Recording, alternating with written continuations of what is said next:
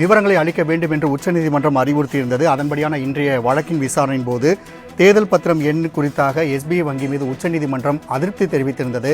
இந்நிலையில் தேர்தல் பத்திரம் தொடர்பான அனைத்து விவரங்களையும் மார்ச் 21ஆம் தேதி மாலை 5 மணிக்குள்ளாக எஸ்பிஐ வழங்க வேண்டும் என்ற ஒரு உத்தரவினை உச்சநீதிமன்றம் பிறப்பித்துள்ளதை நாம் அண்மை செய்தியாக பார்த்துக் கொண்டிருக்கின்றோம். அதன்படி தேர்தல் பத்திரம் விவரங்களை மார்ச் 21ஆம் தேதி மாலை 5 மணிக்குள்ளாக அனைத்து தரவுகளையும் தேர்தல் ஆணையத்திற்கு எஸ்பிஐ வங்கி வழங்க வேண்டும் என்று உச்சநீதிமன்றம் உத்தரவு பிறப்பித்துள்ளதை நாம் அண்மை செய்தியாக பார்த்துக் கொண்டிருக்கின்றோம். மேலும் கூடுதல் விவரணை செய்த கிருஷ்ணமூர்த்தி வழங்க கேட்கலாம். வணக்கம் கிருஷ்ணமூர்த்தி. மார்ச் 21ஆம் தேதிக்குள்ளாக இந்த அனைத்து விவரங்களையும் தர வேண்டும் என்று உச்சநீதிமன்றம் உத்தரவு பிறப்பித்துள்ளது. இன்றைய வழக்கில் மேலும் என்னென்ன உத்தரவுகள் எஸ்பிஐ வங்கிக்கு பிறப்பிக்கப்பட்டுள்ளது? கூடுதல் விவரங்கள். வணக்கம். தேர்தல் பத்திர தீர்ப்பில் சில திருத்தங்கள் கோரி தேர்தல் ஆணையம் தாக்கல் செய்த மனு உச்சநீதிமன்றத்தில் விசாரணைக்காக எடுத்துக் கொள்ளப்பட்டது. தலைமை நீதிபதி சந்திரசூட் உள்ளிட்ட 5 நீதிபதிகள் அடங்கிய அரசியல் சாசன அமர்வில் இந்த வழக்கின் விசாரணையானது எடுத்துக் கொள்ளப்பட்டது.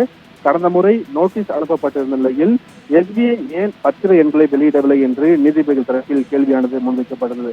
உச்சநீதிமன்ற உத்தரவுக்காக ஏன் காத்திருக்க வேண்டும் என்றும் முதல் உத்தரவில் அனைத்து தரவுகளுமே வெளியிட வேண்டும் என்று தெளிவாக உள்ளதே வங்கியின் நடவடிக்கை திருப்தி அளிக்கவில்லை என்றும் நீதிபதிகள் கருத்து தெரிவித்திருக்கிறார்கள்.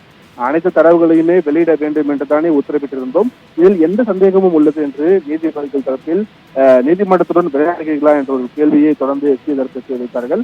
இதற்கு பதிலளித்த எஸ்பிஐ தரப்பு மூத்த வழக்கறிஞர் ஹரிஸ் சால்வே, நீதிமன்றத்துடன் நாங்கள் விளையாடவில்லை என்றும் நீதிமன்றத்தின் உத்தரவை தாங்கள் எப்படி புரிந்து கொள்கிறோம் என்று விவரிக்க விரும்புவதாகவும் இந்த புரிதல் படியே தரவுகள் அனைத்தும் வெளியிடப்பட்டதாக எஸ்பிஐ தரப்பில் விளக்கம் அளிக்கப்பட்டது. ஏற்கனவே தேர்தல் பத்திரம் படமாக்கப்பட்டது தொடர்பாக அரசியல் கட்சிகள் விவரங்களை வெளியிட்டுள்ளன. அப்படி இருக்கையில் வங்கி பத்திர எண்கள் வெளியிடுவது அவசியம்தானே என்றும் அனைத்து விவரங்களுமே வெளியிட வேண்டும் என்றுதான் உத்தரவிட்டால் அது பத்திர எண், சீரியல் என அனைத்துமே உள்ளடக்கியதே என்று தலைமை நீதிபதி தரப்பில் கூறப்பட்டிருந்தது.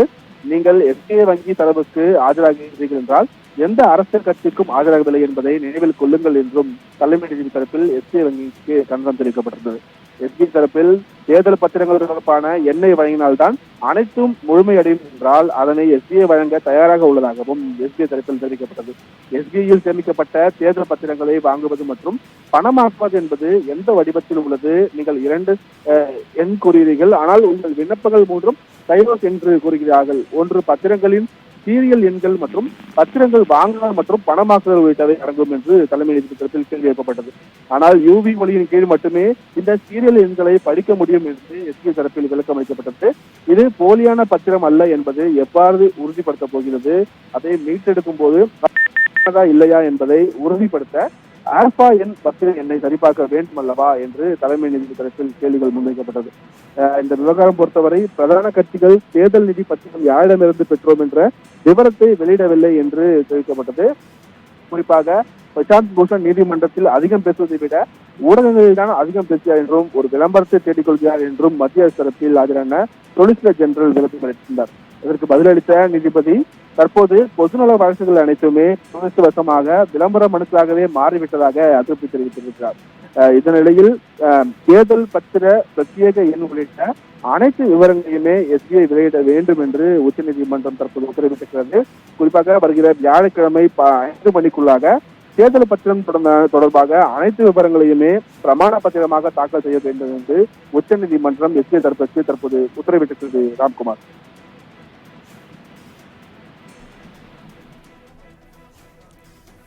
தேர்தல் பத்திரம் குறித்து உச்சநீதிமன்றத்தின் உத்தரவு குறித்தான தகவலை பதிவு செய்தமைக்கு நன்றி கிருஷ்ணா.